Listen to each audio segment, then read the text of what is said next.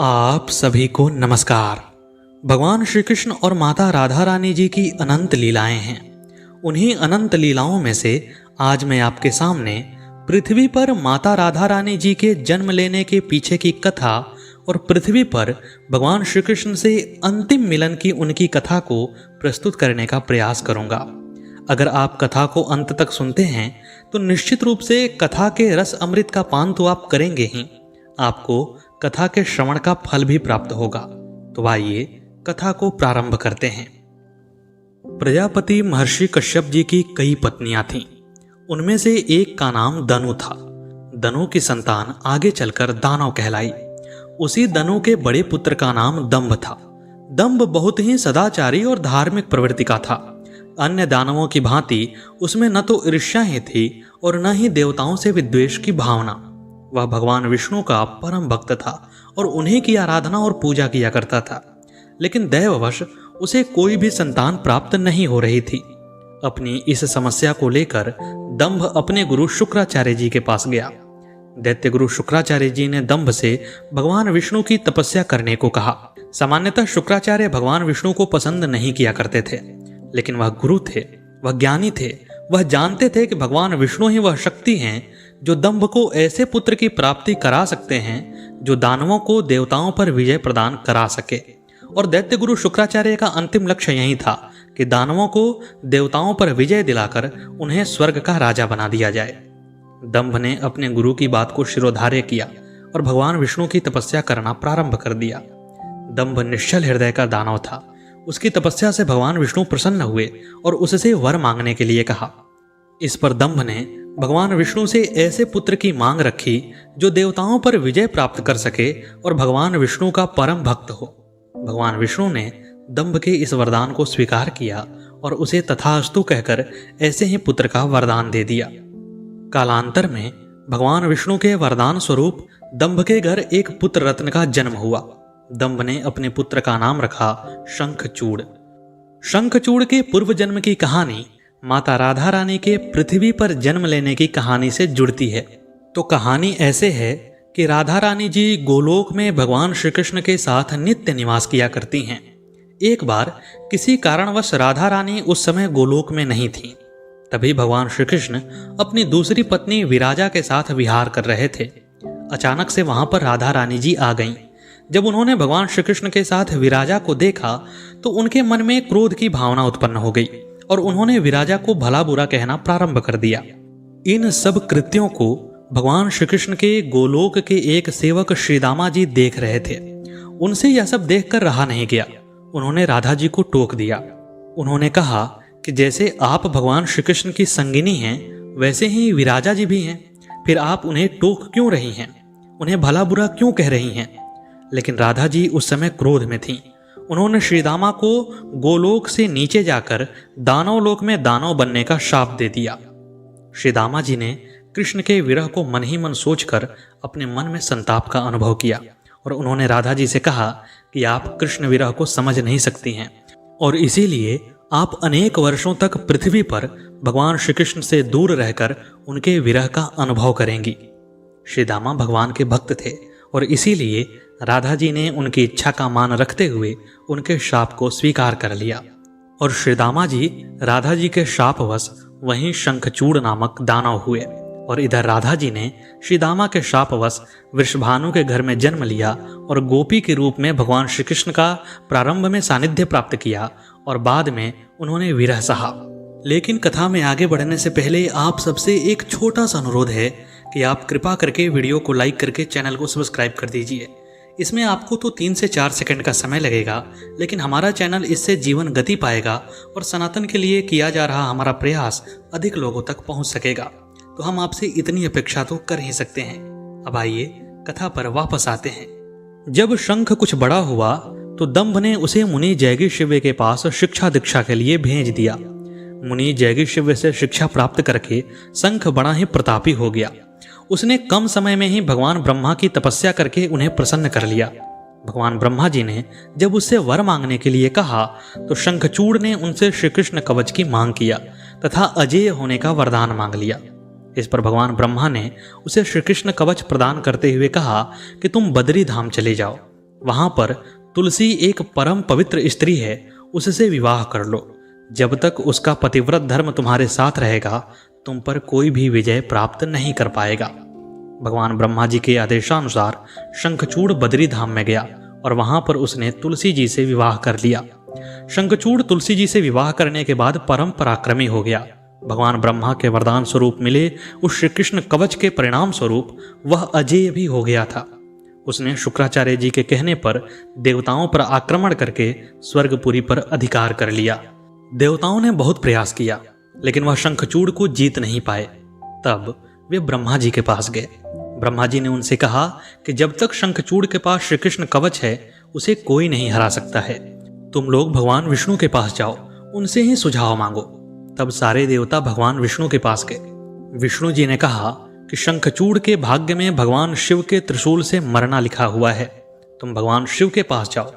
तब वे सभी देवता भगवान शंकर के पास गए। शंकर जी ने देवताओं की बात सुनी और अपना एक दूत शंखचूड़ के दरबार में भेजा।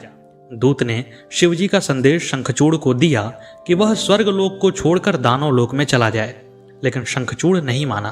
उसने भगवान शिव से विनती की कि मैं आपसे युद्ध करना चाहता हूं, क्योंकि शंखचूड़ किसी से भी युद्ध में हार नहीं रहा था।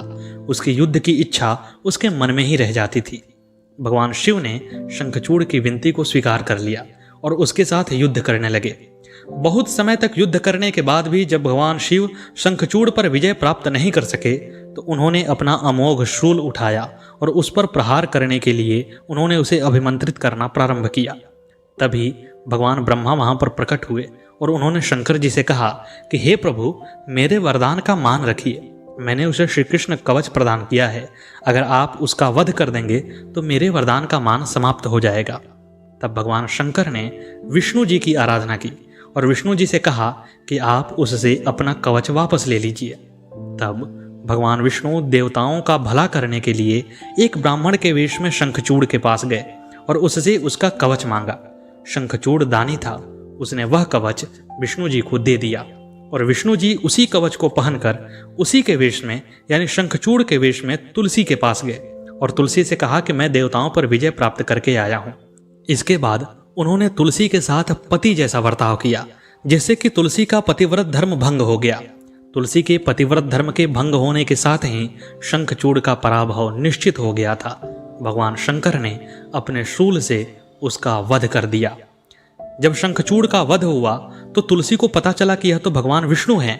उन्होंने भगवान विष्णु को शाप दिया, कहा कि आपने एक बार भी मेरा सतीत्व भंग करने से पहले नहीं सोचा। आपका हृदय पत्थर का है, इसलिए आप पत्थर के हो जाओगे, और आपका हृदय काला है, इसलिए काला पत्थर हो जाओगे।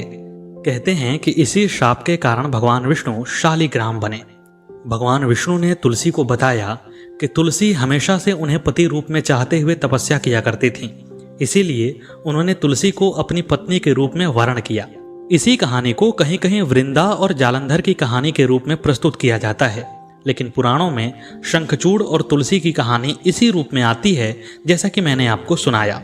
शंखचूड़ की अस्थियों से ही शंख का निर्माण हुआ, जिससे कि देवताओं को जल अर्पित किया जाता है, और भगवान विष्णु को शंख बड़ा ही प्रिय है, लेकिन भगवान शिव को शंख से कभी भी जल अर्पित नहीं किया जाता है।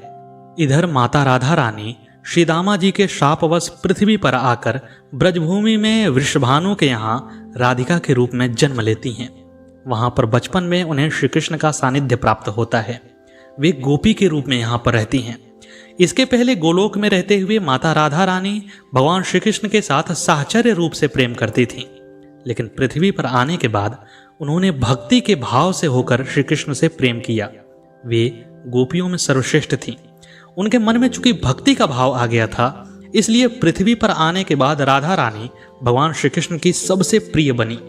माता राधा रानी इतनी उत्तम थीं कि एक बार ब्रह्म विद्या भी तपस्या करने लगी ताकि वह गोपी का पद पा सकें। इस पर ऋषियों ने उनसे पूछा कि आप तो ब्रह्म को सहज ही प्राप्त हैं, आपके द्वारा हम लोग ब्रह्म को प्राप्त करते हैं, फिर आप गोपी पद क्यों पाना चाहती हैं?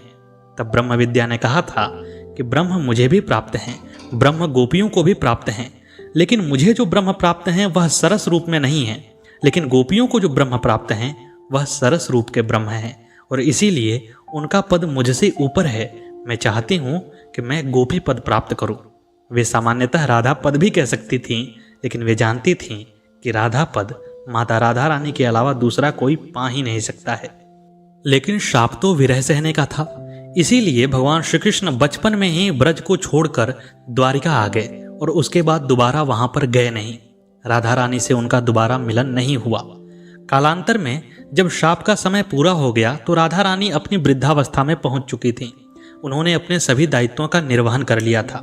वे चाहती थीं कि अपने आखिरी समय में भगवान श्री कृष्ण के मनुष्य रूप का दर्शन करते हुए अपना जीवन बिताएं। इसी बात को सोचकर वे द्वारिकापुरी में गईं। द्वारिकापुरी में जाकर उन्हें पता चला कि भगवान श्री कृष्ण ने तो अपनी पूरी गृहस्थी बसा ली है। उनकी 8 रानियां हैं, उनका यहाँ पूरा राज्य काज चल रहा है। जब भगवान श्री कृष्ण ने राधिका को देखा तो उनके मन में वही पुराना प्रेम अब तक बसा हुआ था। उन्होंने राधिका जी से आंखों ही आंखों में बहुत सारी बातें की। फिर राधिका जी को उन्होंने देविका का पद दे दिया, यानी कि अपने महल में स्त्रियों से संबंधित सभी कार्यों का प्रमुख बना दिया। राधा रानी ने सोचा कि यहाँ महल में रहते हुए मैं काम भी करूंगी और भगवान श्री कृष्ण के दर्शन भी किया करूंगी। लेकिन महल में कुछ समय रहते रहते उन्हें पता चला कि जो दूर रहकर श्री कृष्ण की भक्ति करते हुए उन्हें श्री कृष्ण से आध्यात्मिक निकटता महसूस होती थी, महल के कर्तव्यों का निर्वहन करते हुए वह आध्यात्मिक निकटता उन्हें नहीं महसूस हो रही है। इसी सब को सोचकर बिना भगवान श्री कृष्ण को बताए वे एक गुमनाम गांव में जाकर रहने लगी और भगवान श्री कृष्ण की भक्ति करने लगी। लेकिन भगवान श्री कृष्ण सर्वज्ञाता हैं, वे सभी कुछ को जानने वाले हैं।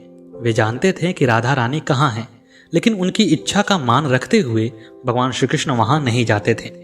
जब राधा जी का अंत समय आया तो उन्होंने मन ही मन यह इच्छा की कि यदि प्रभु श्री कृष्ण मेरे सामने रहते तो मेरा जीवन सफल हो जाता। राधा रानी और भगवान श्री कृष्ण एक ही तत्व हैं। इधर राधा रानी ने इच्छा की और उधर भगवान श्री कृष्ण उनके सामने प्रकट हो गए। श्री कृष्ण ने कहा कि राधा, तुमने पूरा जीवन मुझे प्रेम दिया है, मुझसे कुछ लिया नहीं है। मैं चाहता हूं कि तुम अपने अंतिम समय में कुछ तो मुझसे मांगो। राधा जी ने कहा कि कृष्ण, मुझे आपसे कुछ नहीं चाहिए, आप मेरे सामने हैं, मेरे लिए यही सबसे बड़ा वरदान है। लेकिन कृष्ण कुछ ना कुछ मांगने की बात पर अड़े रहे। तब राधा रानी ने कहा कि मैं श्री कृष्ण को देखना नहीं चाहती, मैं तो अपने मोहन को देखना चाहती हूँ। मैं चाहती हूँ कि आप अंतिम बार मुझे वैसे ही बांसुरी बजाकर सुनाएं जैसे ब्रजभूमि में सुनाते थे और मैं दौड़ी हुई आपके पास चली आती थी। तब कृष्ण जी ने राधा रानी की इच्छा का सम्मान करते हुए ऐसी बांसुरी बजाई कि कहते हैं कि अपने जीवन काल में कृष्ण जी ने वैसी बांसुरी कभी नहीं बजाई थी। पूरा विश्व, पूरा ब्रह्मांड उनकी बांसुरी की धुन पर नाचने लगा। राधा रानी उस बांसुरी की धुन में खोती जा रही थीं और धीरे धीरे उसी बांसुरी को सुनते हुए उन्होंने अपने इस देह का त्याग करके गोलोक को प्रस्थान किया। जब भगवान श्री कृष्ण ने देखा कि राधा रानी इस देह को त्याग कर गोलोक जा चुकी हैं तो उन्हें कुछ समय के लिए बड़ा ही दुख हुआ और उन्होंने उस बांसुरी को वहीं पर तोड़कर फेंक दिया। और कहते हैं कि अपने पूरे जीवन काल में उन्होंने दोबारा बांसुरी तो क्या, किसी भी वाद्य यंत्र को नहीं बजाया। तो दोस्तों, यह थी राधा रानी जी की परम पवित्र महिमा वाली कथा। कैसी लगी यह कथा कमेंट बॉक्स में अवश्य बताइएगा। मिलते हैं अगले वीडियो में अगली प्रस्तुति के साथ। तब तक के लिए नमस्कार।